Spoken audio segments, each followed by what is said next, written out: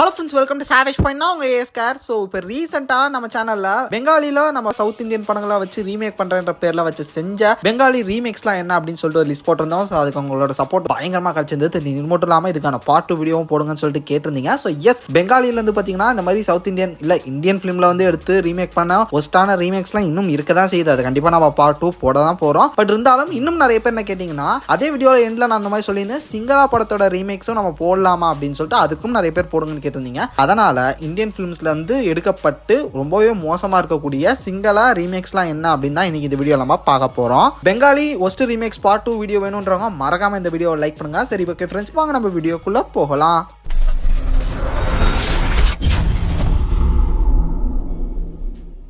Lakshmi organics நம்ம இயற்கையான முறையில தேன் பண்ணி அமைத்து அதுல இருந்து சேகரிக்கக்கூடிய தேனை எந்தவித கலப்படமும் இன்றி விற்பனை பண்ணிக்கிட்டு வரும். அதோட சுத்தமான தேனை தாண்டி வேல்யூ ஆடட் ப்ராடக்ட்ஸ்னு சொல்லக்கூடிய தேன் ஊரல் வகைகள், அதாவது பன்னீர் ரோஜா குல்கந்து, தேன் அத்தி, தேன் பேரிச்சை, தேன் இஞ்சி, தேன் பூண்டு, தேன் முந்திரி, தேன் உலர் பழங்கள்னு சொல்லிட்டு கிட்டத்தட்ட 8 வகையான ப்ராடக்ட்ஸ் நம்ம விற்பனை பண்ணிக்கிட்டு வரோம். ஒருவேளை உங்களுக்கும் உங்க ஃபேமிலிக்கும் சுத்தமான தேன் மற்றும் தேன் ஊரல் வகைகள் வேணும் அப்படின்னு நினைச்சீங்கன்னா மறக்காம ஸ்கிரீன்ல தெரியுற நம்பரை கான்டாக்ட் பண்ணுங்க. மேலும் நம்ம நிறுவனத்தை பத்தி தெரிஞ்சுக்க டிஸ்கிரிப்ஷன்ல கொடுத்திருக்கிற நம்மளோட லக்ஷ்மி ஆர்கானிக்ஸ் இன்ஸ்டாகிராம் பேஜை தொடர்ந்து ஃபாலோ பண்ணி சப்போர்ட் பண்ணுங்க. இப்போ வாங்க கண்டென்ட் குள்ள போகலாம். லிஸ்ட்ல 7ஆவதா இருக்கிறது சூப்பர் 6. சூப்பர் 6ன்றது ஒரு கிரிக்கெட் ஃபிலிம். ஸோ கிரிக்கெட் ஃபிலிம்னாலே நம்ம தமிழ் படம்ல எந்த படம் வந்து கிரிக்கெட் படம் அப்படின்னு சொல்லிட்டு கேட்டீங்கன்னா, ரொம்பவே ஃபேமஸான சென்னை 28 இருக்குல்ல, அந்த படத்தோட ரீமேக் தான் இந்த சூப்பர் 6. இந்த ஒரு படத்தை வந்து அட்லீஸ்ட் அந்த லெவலுக்காவது எடுத்திருக்காங்களான்னு கேட்டீங்கன்னா, ப்ரொடக்ஷன் வேல்யூ எல்லாம் ரொம்ப குப்பையா இருக்கு. அந்த டைம்ல ஒரு கிரிக்கெட் ஃபிலிமை எந்த அளவு சூப்பரா எக்ஸிக்யூட் பண்ண முடியுமோ அந்த அளவு சூப்பரா வெங்கட் பிரபு எக்ஸிக்யூட் பண்ணியிருப்பாரு. இன்னொன்னு அதுல என்னன்னா, நல்ல ஒரு கல்லி கிரிக்கெட்னு சொல்லுவாங்களோ, ஸோ அந்த ஒரு ஸ்ட்ரீட் கிரிக்கெட் எந்த அளவு சூப்பராக காட்டுறது, அதில் எந்த அளவு இன்ட்ரெஸ்டிங்காக, அதில் எந்த அளவு போட்டி பொறாம, காமெடி, எமோஷன், இது எல்லாத்தையுமே சூப்பராக மிக்ஸ் பண்ணி ஒரு நல்ல ஒரு ரோலர் கோஸ்டர் ரைடராக சென்னை 28 இருந்திருக்கும். இதில் வந்து பார்த்தீங்கன்னா எதுவுமே இல்லாமல் சப்பையாக இருந்திருக்கும். தென் இதை தாண்டி எந்த ஆக்டர்ஸுமே பெருசாக வந்து பண்ணியிருக்க மாட்டாங்க. ரொம்பவே மொக்கையாக இருக்கும் இந்த ஒரு படம் பார்க்கறதுக்கு. ஃப்ளோவே இல்லாமல் ஒரு மாதிரி போச்சு. ஓவராலாக சிங்கள படங்கள் அப்படி தான் இருக்கும். அவங்க இருக்கிறதுலே ரொம்ப ரொம்ப ஒரு பேக்வேர்டு இண்டஸ்ட்ரின்னு சொல்லலாம். சும்மா கடமைக்கு படம் பண்ணிட்டு அங்கிட்டே ரிலீஸ் பண்ணுற ஒரு குரூப்ன்றனால இதில் அவ்வளோ எஃபர்ட்ஸ்லாம் கிடையாது. அதனால தான் அவங்க மோஸ்ட்லி ரீமேக்ஸாக பண்ணுவாங்க. இதை தாண்டி இந்த லிஸ்ட்டில் இருக்கக்கூடிய எல்லாமே மொக்க படங்கள் தான். அதனால இதை கதையை பற்றி பேசுறதுக்கு ஒன்றும் இருக்காது. அதனால நம்ம வரிசையாக அந்த படங்கள் என்னன்றதை மட்டும் அப்படியே பார்த்துடலாம்.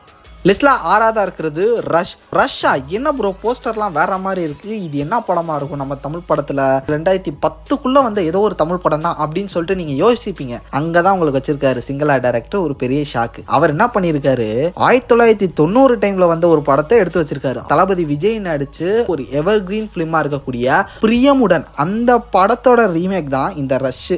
அதுவே வந்து பாத்தீங்கன்னா அந்த டைம்ல அது வந்து ஒரு எவர் கிரீன் படம், என்ஜாய் பண்ணாங்க, அதெல்லாம் ஓகே. இப்ப இருக்கக்கூடிய ஆடியன்ஸ் இந்த மாதிரியான ஒரு கதையை எடுத்து ரிலீஸ் பண்ணாங்கன்னா டே என்னடா அப்படின்ற மாதிரி கேட்பாங்க. அது பழைய படம்ன்றனால அது வந்து நமக்கு ஒரு மலரும் நினைவு எவர் கிரீன் பிலிம் அப்படின்னு சொல்லிட்டு போயிடலாம். இப்படி பல வருஷங்கள் 2 டெக்கேட்டுக்கு முன்னாடி ரிலீஸ் ஆன ஒரு படத்தை ரீமேக் பண்றதே தப்பு. அதை நீ 2019 ரிலீஸ் பண்றியோ அப்படின்ற மாதிரி தான் நம்ம கேட்க தோணுது. லிஸ்ட்ல 5ஆவதா இருக்கிறது கபடி. சொன்னோன்னே உங்களுக்கு தெரிஞ்சிருக்கும் இது எதோட ரீமேக்னு. அதாவது அடின்னு அடிச்சு எல்லா இண்டஸ்ட்ரியும் தூக்கி போட்டு துவைச்ச ஒரு படம் தான் ஒக்கடு. தெரியாதனமா நான் இந்த ஒரு படத்தை எடுத்துட்டேன்னு சொல்லிட்டு அந்த தெலுங்கு டைரக்டர் கண்ணீர் வடிக்கிற அளவுக்கு இதை பல இண்டஸ்ட்ரியில வந்து ரீமேக் பண்ணிட்டாங்க. அது எனக்கு தெரிஞ்சு கொஞ்சம் உருப்படியா வந்த 2 ரீமேக்னா அது வந்து ஒன்னு தமிழ், கன்னடா கூட கொஞ்சம் புனித் ராஜ்குமார் கொஞ்சம் டீசென்டாக பண்ணியிருப்பாரு. மற்றபடி எல்லா இண்டஸ்ட்ரியிலையும் போட்டு உழப்பி தான் வச்சிருப்பாங்க. அந்த உழப்பல்ல ஒரு உழப்பல் தான் இந்த ஒரு சிங்களா உழப்பலும். இதை பத்தி நான் டீட்டெயிலா பேச விரும்பல, ஏன்னா இதை நம்ம ஆல்ரெடி பெங்காலி பல ரீமேக்ஸ்லாம் நம்ம இதை பத்தி பேசி அடிச்சு தோச்சிட்டோன்றனால இது அப்படியே மூவ் ஆயிடலாம். என்ன நிலைமையில இருக்குன்னு உங்களுக்கும் தெரியும், எனக்கும் தெரியும். அது அப்படியே கடந்து அடுத்த லிஸ்ட்ல என்ன இருக்குன்றதா பார்த்துடலாம். லிஸ்ட்ல 4ஆவதா இருக்கிறது பிரவேகையா. ஸோ இந்த ஒரு படம் எந்த தமிழ் படத்தோட ரீமேக் அப்படின்னு பார்த்தீங்கன்னா, நம்ம தனுஷ் சார் அண்ட் வெற்றிமாறன் சாரோட டைரக்ஷன்ல ரிலீஸ் ஆன பொல்லாதவன் படத்தோட ரீமேக் தான் இந்த படம். ஸோ பொல்லாதவன் கண்டிப்பா வந்து தனுஷ் சாருக்கும் வெற்றிமாறன் சாருக்கும் ஒரு டேர்னிங் பாயிண்ட்னே சொல்லணும். ரொம்ப முக்கியமான ஒரு படம். இந்த ஒரு படத்தை ரீமேக் பண்றேன்ற பேர்ல சிங்களால வச்சு செஞ்சிருப்பானுங்க. இந்த படத்தோட கன்னட ரீமேக் ஒன்று இருக்கு. அதை பத்தி நான் பேசணும்னா பேசிட்டே போகலாம், அந்த அளவு இருக்கும். டைட்டிலே பயங்கர கான்ட்ரவர்சியா இருக்கும். அதுக்கு ஈக்குவலா தான் இதுலயும் பல விஷயங்கள் இருக்கு. செமையா சிரிப்பு மூட்டி இருக்காங்க பல சீரியஸான சிச்சுவேஷன்ல. ஃப்ரீயா இருந்தா இந்த படத்தை வேணா போய் பாருங்க. ஆனா அதுவும் மனதளவுல ரொம்ப தைரியமா இருக்கிறவங்க போய் பாருங்க. அதுவும் தீவிர தனுஷ் சார் ஃபேனா இருந்தீங்கன்னா கண்டிப்பா வந்து கெட்ட வார்த்தையில திட்டி விட்டுட்டு வந்துருவீங்க. அதனால டேக் யுவர் ஓன் ரிஸ்க். லிஸ்ட்ல 3ஆவதா இருக்கிறது மாயா. ஸோ இந்த ஒரு படம் வந்து பார்த்தீங்கன்னா தமிழ்ல சூப்பர் டூப்பர் ஹிட்டான காஞ்சனா படத்தோட ரீமேக். காஞ்சனா படம் நம்ம எல்லாருக்குமே தெரியும், சூப்பர் ஹாரர் ஃபிலிம், காமெடி எல்லாமே கலந்த ஒரு ஒரு படம். முனி பிரான்சைஸ்ல இருந்து வந்த ஒரு படம். இது நம்ம எல்லாருமே என்டர்டைன் பண்ணுச்சு. கதைப்படி ஒரு நல்ல கதை தான். இது எடுக்கலாம் பிரச்சனை இல்லை. இதை வந்து பலரும் ரீமேக் பண்ணாங்க. ஏன் லாரன்ஸ் மாஸ்டர் சாஃப்ட் ரீபூட் பண்றேன்ற மாதிரி சாஃப்ட் ரீமேக் பண்றேன்னு சொல்லிட்டு லக்ஷ்மினா அவரே கூட ஒரு ரீமேக் பண்ணிட்டாரு. அப்படி இருக்கும்போது நீ பண்றதுல என்ன பிரச்சனை அப்படின்னு சொல்லிட்டு நம்ம கேட்கலாம். ஆனா இந்த படத்தை நீ 3Dல பண்ணணும்னு யோசிச்சா பாத்தியா, அங்க இருக்கே நீ கையை கொடு அப்படின்ற மாதிரி தான் கேட்க தோணுது சிங்கிளா டைரக்டர்கிட்ட. ஏயா இங்க அவன் 3D எதுக்கோ யூஸ் பண்ணிட்டு இருக்கான், நீ எதுக்கு யூஸ் பண்ணிருக்க பாத்தியா, சரியா அவ்வளவு பயமா இருந்துச்சா அப்படின்னு போய் பாத்தீங்கன்னா அவ்வளவு டெரிஃபிக்கலா இல்லைங்க. காஞ்சனாலே நிறைய காமெடி சீக்வன்ஸ் தான். இந்த படத்துக்கு 3Dயே தேவையில்ல. இருந்தாலும் நான் ஏதோ பண்றேன்ற பேர்ல பண்ணி வச்சிருக்காங்க. அதுலயும் முக்கியமா கிளைமேக்ஸ் போர்ஷன்ல லாரன்ஸ் மாஸ்டர் எப்படி ஒரு லேடி கெட்டப்ல போட்டுக்கிட்டு விரட்டி வில்லனை கொள்வாரு, அதெல்லாம் பயங்கர தமாசு. பாத்தீங்கன்னா விழுந்து விழுந்து சிரிப்பீங்க.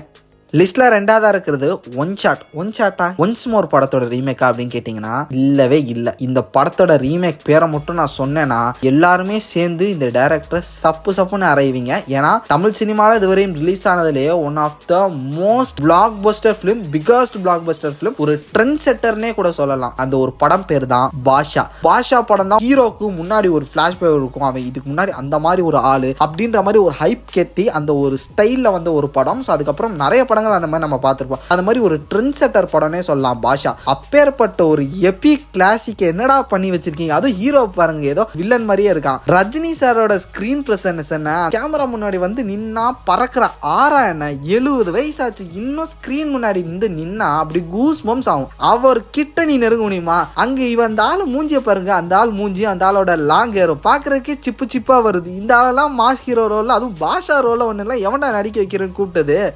ஸோ ஃபைனல் நம்ம லிஸ்ட்டில் நம்பர் 1 பொசிஷனில் இருக்கிறது கோரின்ற படம் வந்து எந்த படத்தோட ரீமேக்காக இருக்கும்னு நீங்கள் நினைக்கிறீங்க? போஸ்டர் ஈஸ்டெல்லாம் பார்க்கும்போது லைட்டாக அப்படியே கெஸ் பண்ணுவீங்க, அப்படியே கிட்ட வந்திருப்பீங்க எனக்கு தெரியும். எஸ் தெரியுதான், ஆனால் தெரியல. என்ன ப்ரோ சொல்கிறீங்க? தெரியுன்றீங்க அப்புறம் தெரியலன்றீங்க அப்படின்னா என்ன ப்ரோ அப்படின்னு கேட்டிங்கன்னா இது ரீமேக் தான், தமிழ் படத்தோட ரீமேக் தான். ஆனால் ஒரே ஒரு தமிழ் படத்தோட ரீமேக் கிடையாது. இது வந்து 2 தமிழ் படத்தோட ரீமேக்கை அப்படியே சும்மா கலந்தடிச்சு எடுத்த படம். 2 தமிழ் படமா? ஒன்றுனாலே இவனுங்க வந்து ஒன்றுக்கு போகிற அளவு எடுப்பாங்க. இவங்க 2 பேரை எடுத்து வச்சு மிக்ஸ் பண்ணிருக்காங்கன்னா அப்ப என்ன பண்ணி வச்சிருப்பானுங்க அப்படின்ற மாதிரி கேட்டீங்கன்னா ஃபர்ஸ்ட் அந்த 2 படம் என்னன்னு சொல்லிடுறேன். அதுக்கப்புறம் லட்சணம் என்னவா இருக்கும் நீங்களே டிசைட் பண்ணிக்கங்க. ஒன்னு தெரி, இன்னொன்னு வேதாளம். இது 2யும் இன்ஸ்பிரேஷன் இன்ஃப்ளூயன்ஸா வச்சு மிக்ஸ் பண்ணி இந்த படத்துல இறங்கிருக்கானுங்க. அதாவது ஃபர்ஸ்ட் ஹாஃப் வந்து தெரி மாதிரி போவோம், அப்பா பொண்ணு சென்டிமெண்ட் அது இதுன்னு. செகண்ட் ஹாஃப் வந்து பாத்தீங்கன்னா அப்படி போவோமா, ஏன்டா இப்படி படுத்துறீங்க அப்படின்ற மாதிரி கேட்க தோணுது. உங்களை ஒரு படத்தை உருப்படியா எடுங்கினாலே நீங்க உருப்படியா எடுக்க மாட்டீங்க. ஆனா இதெல்லாம் தியேட்டர்ல போய் உட்காந்து பார்த்தா பாத்தீங்களா, அவெல்லாம் ரொம்ப பாவம்டா, ரொம்ப பாவம்.